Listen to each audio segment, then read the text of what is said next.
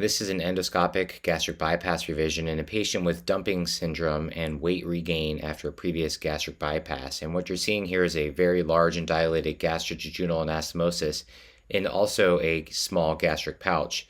So when this patient eats, the food goes straight downstream and they get dumping syndrome.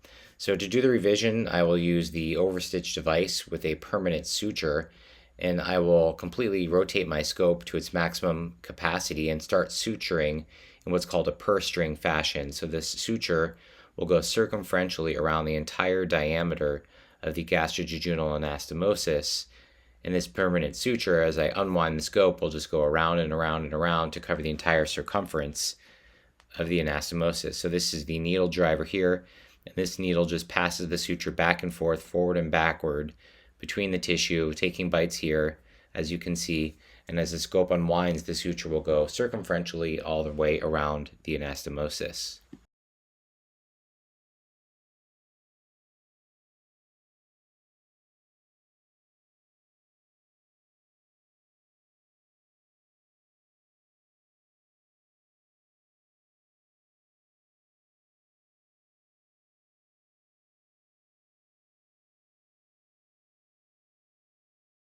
As I approach my first stitch, I can tell that I've almost completely come all the way around circumferentially. So I like to take not only one last bite that lines up with my first stitch, but one crossover.